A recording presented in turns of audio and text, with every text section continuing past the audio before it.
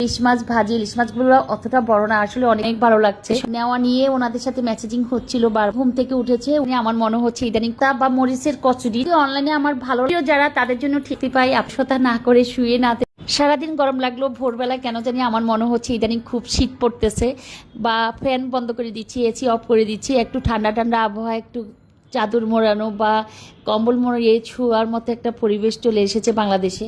তো সকালে উঠে ঘুম থেকে প্রথমে গরুর মাংস বসিয়ে দিয়েছি, তারপর হচ্ছে খিচুড়ি করছি, ইলিশ মাছ কেটে ধুয়ে পরিষ্কার করে ম্যারিনেট করে রাখলাম, আর হচ্ছে ডিম সিদ্ধ করে ডিমটাকে ছিলে রেখে দিয়েছি, আর হচ্ছে খিচুড়িটা বসাচ্ছি। একদম সকাল এখন 8টা থেকে 8:30 বাজে। সবাই আজকে খুব ভোরে ঘুম থেকে উঠেছে, উঠার পরে সবাইকে একটু জিজ্ঞেস করলাম যে যেহেতু ঠান্ডা পড়তেছে, ঠান্ডা ওয়েদারে গতকালকে চিতল পিঠা বানানো হয়েছে, চিতল পিঠা আর হচ্ছে মোরগের মাংস, নারিকেল আর খেজুরের গুড় দিয়ে কিন্তু গতকাল সকালে সবাই চিতল পিঠা খেয়েছে। তো আজকে তা সবার সাথে শেয়ার করার পর সবাই বললো যে খিচুড়ি মাংস খাবে, যেহেতু ওয়েদারটা অনেক অনেক ঠান্ডা লাগছে। তো আমি আর দেরি না করে রান্নাঘরে চলে গিয়েছি, গিয়ে শর্টকাট একদম খিচুড়ি আর মাংস এই দুটো চুলোর উপর আছে, আর হচ্ছে ওই যে বললাম ইলিশ মাছটাকে ম্যারিনেট করে রেখেছি, আর হচ্ছে ডিম। তো এগুলা দিয়ে সকালটা আজকে শেষ হবে আমাদের। আসলে ল্যাটকা খিচুড়িটা খুব বেশি পছন্দ করি আমার বাচ্চারাও, যেমন ল্যাটকা খিচুড়ি গরুর মাংস দিয়ে, আর সাথে হচ্ছে বোম্বাই মরিচ অন্যরকম ভালো লাগে। যদিও আমার বাসায় অনেকেই ল্যাটকা খিচুড়ি পছন্দ করে না, কিন্তু আমি, আমার জামাই, আমার 2 ছেলে বা বাসার যারা হেল্পিং হ্যান্ড আছে সবাই এই খাবারটা খুব পছন্দ করে, ল্যাটকা খিচুড়িটা।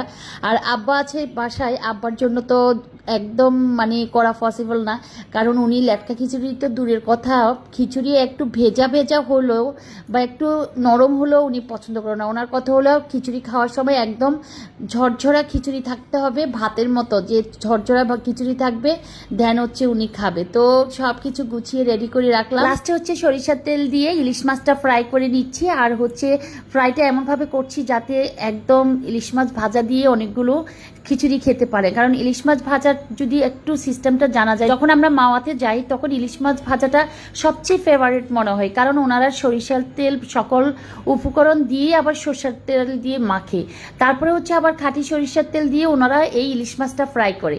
তো সেই জন্য হচ্ছে কি ইলিশ মাছের স্বাদটা দ্বিগুণ মানে হয়ে যায় ইলিশ মাছের বা সরিষার তেলে।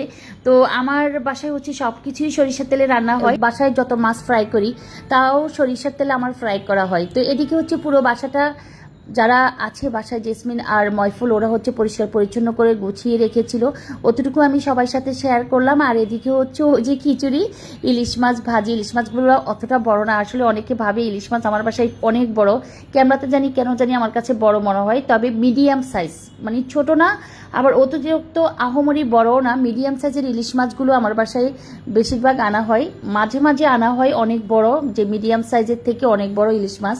তো আর এ হচ্ছে আমাদের দেশে বলে এটাকে কচুরি, বা এটা হচ্ছে মরিচ, পেঁয়াজ আর হচ্ছে ধনিয়া পাতা, সরিষার তেল, লবণ দিয়ে মাখা মরিচ ভর্তা বা মরিচের কচুরি, যেটা হচ্ছে পোড়া মরিচ দিয়ে বানানো হয়। এটা আমার মায়ের হাতের রেসিপি। তো আমি মাঝে মাঝে হচ্ছে কি যখন একটু খেতে ইচ্ছে করে, যেমন খিচুড়ির সাথে কেন জানি খেতে ইচ্ছে করছিল, সেজন্য আমি ওই যে শর্টকাট নিজে কষলিয়ে বা চটকিয়ে বানিয়ে ফেলেছি। এটা হচ্ছে মরিচ প্রিয় যারা তাদের জন্য ঠিক আছে, সবার জন্য না। আর এদিকে হচ্ছে জেসমিন হচ্ছে শোপিসগুলো অপরিষ্কার ছিল, এগুলাকে পরিষ্কার পরিচ্ছন্ন করে ধুয়ে, মানে যত ধোয়া হচ্ছে ততই অপরিষ্কার কিছু কিছু বের হচ্ছে, একগুলো ধোয়া হচ্ছে এক রুম করে, সব রুমের সব কিছু পরিষ্কার করার পর আবার হচ্ছে ডাইনিং স্পেসে যেসব টুকিটাকি আছে সব কিছুই একটু আবার পরিষ্কার করে ধুয়ে মুছে ফ্রেশ করে রাখা হচ্ছে।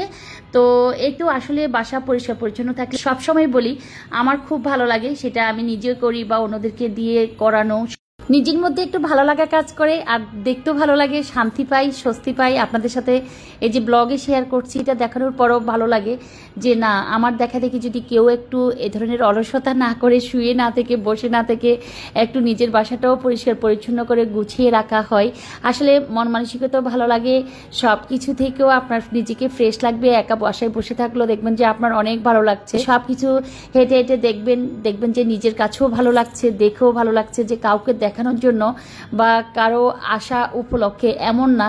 নিজের বাসা পরিষ্কার পরিচ্ছন্ন থাকলে সব সময় দেখবেন যে আপনার মন থেকে মেজাজ ঠান্ডা থাকবে, যেমন আমারটা থাকে। যেমন আমার বাসা গোছানো থাকলে মেজাজটা একদম কুল মাইন্ডে থাকে, যদি একটু অগোছালো থাকে তাহলে কিটকিটে মেজাজ থাকে, ভালো কথাও মানে তখন আমার অসহ্য লাগে, একদম গরম গরম মেজাজে উত্তর দিই। তো এদিকে হচ্ছে বিকালের নাস্তার আইটেম শুরু হয়ে গিয়েছিল। এটা হচ্ছে ময়ফুল ভাজি করেছে, বুট ভাজি করেছে, পেঁয়াজু বানিয়েছিল, আর ওরা হচ্ছে রসুনগুলো ছিলে নিচ্ছিল। এদিকে হচ্ছে আমার একটা পার্সেল ছিল, এই পার্সেলটা আজকে 3-4 দিন দিবে আবার দিবে না, এ ধরনের একটা ডিসিশনে ভুগতেছিল ওনারা। আমিও চাচ্ছিলাম যে নিব কি নিব না, এ ধরনের একটা মানে ডিসিশন আমি নিতে পারতেছিলাম না। তো ওনাদের থেকে পরে আমি বললাম যে ঠিক আছে পাঠিয়ে দেন, আমি দেখি চেক করে যদি আমার ভালো লাগে তাহলে রাখবো। তো আমার কাছে অনেক বেশি ভালো লেগেছে, যদিও এখনও আমি পরিপূর্ণভাবে নিতে পারিনি। এটার জন্য আমার কিছু পাথর লাগবে, সুন্দর কিছু পাথর দিয়ে ইউজ করে তারপরে হচ্ছে এই পোয়ারাটা আমার বা ঝর্ণাটা আমাকে ইউজ করতে হবে। কোনো কিছু যদি অনলাইনে আমার ভালো লাগে বা আমি যদি দেখি এই জিনিসটা আমার এই স্পটে আমার খুব প্রয়োজন বা দেখতে ভালো লাগতেছে, তখন আর এটাতে কার্পণ্যতা করি না। আমি নেওয়ার জন্য একদম টেনশন থাকে।